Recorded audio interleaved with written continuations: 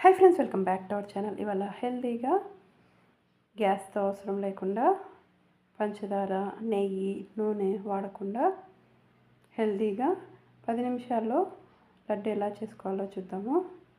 ముందుగా mixie jar తీసుకొని అందులో పుట్నాల పప్పు వేసుకుందాము. 1 కప్పు, అలాగే 1/2 కప్పు జీడిపప్పు, అలాగే పుచ్చగింజలు,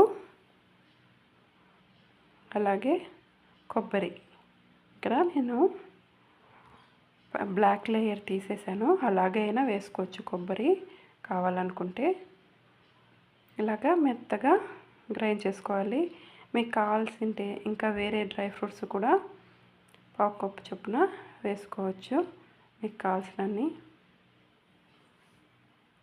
అలాగే యాలకులు, 1 కప్పు బెల్లం వేసుకొని మెత్తగా గ్రైండ్ చేసుకోవాలి. ఇదంతా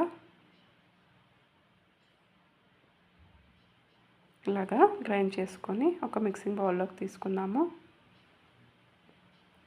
పాలను తీసుకొని, గోరువెచ్చగా ఉన్న పాలను తీసుకొని కొద్ది కొద్దిగా వేసుకుంటూ కలుపుకోవాలి. ఒకేసారిగా వేసుకుంటే జారుడుగా ఉంటుంది కాబట్టి చూసుకొని అవసరం అనుకుంటే కొద్ది కొద్దిగా వేసుకుంటూ ఇలాగా చపాతీ పిండిలా కలుపుకొని కొద్ది కొద్దిగా తీసుకొని ఇలాగా లడ్డూలాగా చేసుకోవాలి. ఇలాగా చాలా ఈజీగా 10 నిమిషాల్లోనే లడ్డూలు చేసుకోవచ్చు. పంచదార వాడుకోకుండా, నెయ్యి, నూనె వాడకుండా చాలా ఈజీగా టేస్టీగా చేసుకోవచ్చు. చాలా బాగుంటాయి. నోట్లో పెట్టుకుంటే వెన్నెలా కరిగిపోతాయి ఈ లడ్డూలు.